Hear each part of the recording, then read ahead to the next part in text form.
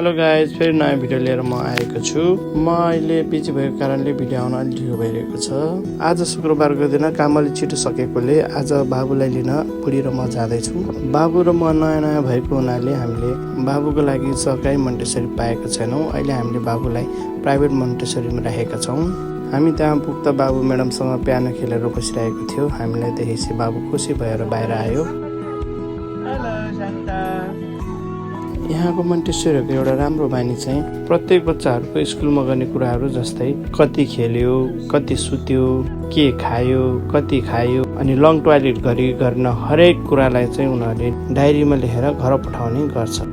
आज दिन चाहिँ एकदम राम्रो भएकोले साँझ चाहिँ एकदम गोधुली साँझ भएको थियो।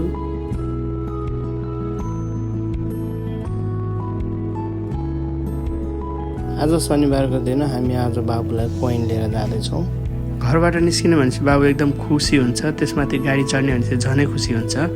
आमाले चाहिँ गाडी चलाउँदैछ भने बाबु चाहिँ चस्मा लगाएर ड्राइभको आनन्द लिँदैछ। हामी चाहिँ कुनै म्युजिकमा टिकटक बनाउने भनेर एउटै किसिमको लुगा लगाएर हिँडिरहेको छु।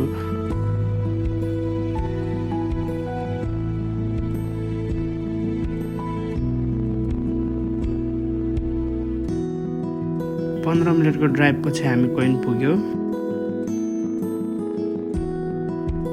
गाडीबाट के निस्केको थियो, बाबु त एकदम दौडी गरिरहेको छ। केटाकेटी त हो, राम्रो बाटो भन्दा नराम्रो बाटोहरू खोज्दो रहेछ।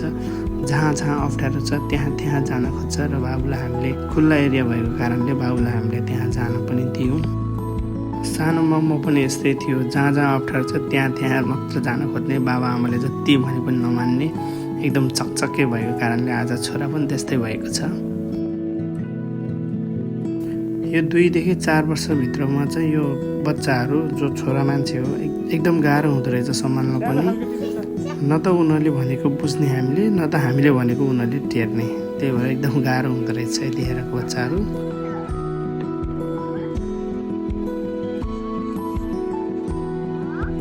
बाबु एकछिन रेस्ट गरेको हुनाले हामी बुढा र बुढी पनि एउटा टिकटक बनाऊँ है भनेर टिकटक बनाएको थियो। टिकटक कस्तो भन्छ कमेन्ट गर्नु होला है।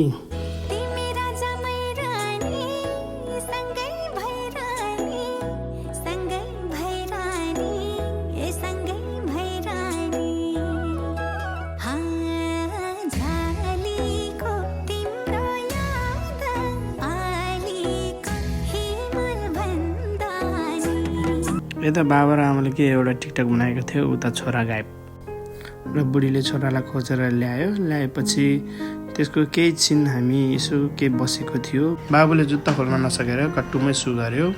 बाबुले सु गरेपछि जुत्ता पनि भिजेको थियो र हामीले एक्स्ट्रा जुत्ता लगेको थिएनौँ। हामी बाबा आमालाई चाहिँ के कुरामा डर लाग्दो रहेछ भने बाबुलाई कतै काँडले कोप्छ कि ढुङ्गाले कोप्छ कि भन्ने डर लाग्ने। तर यो बच्चाहरू भने आफ्नो आमाले बोक्छु भन्दा चाहिँ नमान्ने, झन् उल्टै खाली खुट्टा हिँड्न पाउँदा एकदम खुसी भएर हिँड्ने। त्यही भएर आज खाली खुट्टा नै घर फर्कियौँ।